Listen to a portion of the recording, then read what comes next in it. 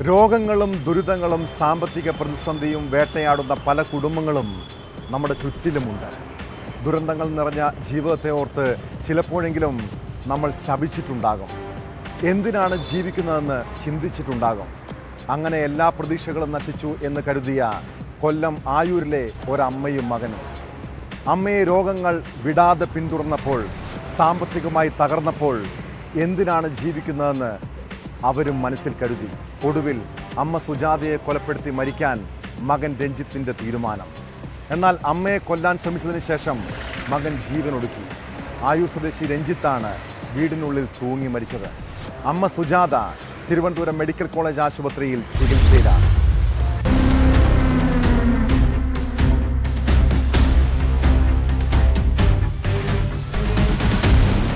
കഴിഞ്ഞ ദിവസം രാത്രി അമ്മയും മകനും കൂടി ഭക്ഷണം കഴിച്ച ശേഷം ഒരുമിച്ച് മരിക്കാൻ തീരുമാനിക്കുകയായിരുന്നാണ് വിവരം.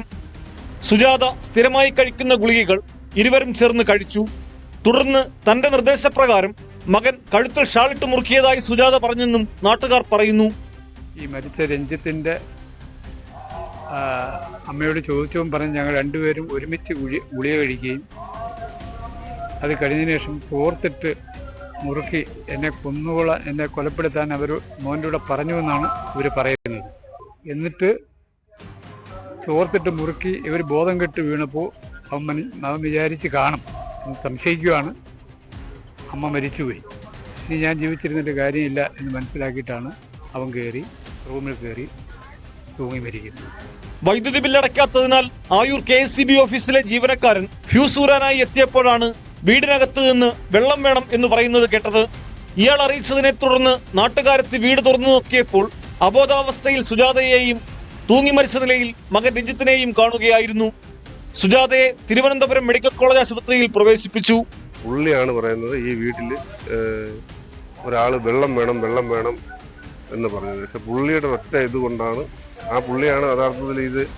ഇല്ലെങ്കിൽ ഈ മൈക്കിന്റെ സൗണ്ട് കൊണ്ടോ ഇതൊന്നും ആരും അയൽവക്കത്തുകാർക്ക് പോലും കേൾക്കാൻ പറ്റില്ല. കാരണം ഉത്സവം നടക്കുന്നതൊന്നും കേൾക്കാൻ പറ്റില്ല. ഞങ്ങളിവിടെ വന്ന് ഞാനും തങ്കപ്പ സഖാവുമായിട്ട് ഇവിടെ വന്നപ്പോഴത്തേനും ഈ അമ്മ കിടന്ന് വെള്ളം വേണമെന്ന് വിളിച്ച് പറയുമായിരുന്നു. അങ്ങനെ ഞങ്ങൾ 3 വാർഡിലെ മെമ്പർ, എളമാട് വാർഡിലെ, എടത്തറപ്പാട് വാർഡിലെ, സേവന വാർഡിലെ മെമ്പർമാരെ വിളിച്ചു വരുത്തി.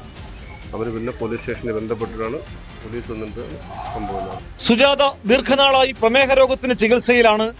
രോഗം കടുത്തതോടെ ഒരു കാൽപ്പത്തി മുറിച്ചു നീക്കിയിരുന്നു. മകനായിരുന്നു അമ്മയെ നോക്കി വന്നിരുന്നത്.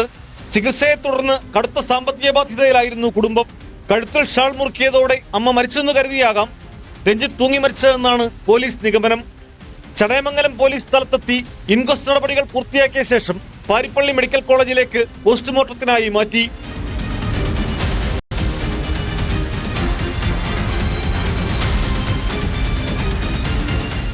ന്യൂസ് 18 കൊട്ടാരക്കര.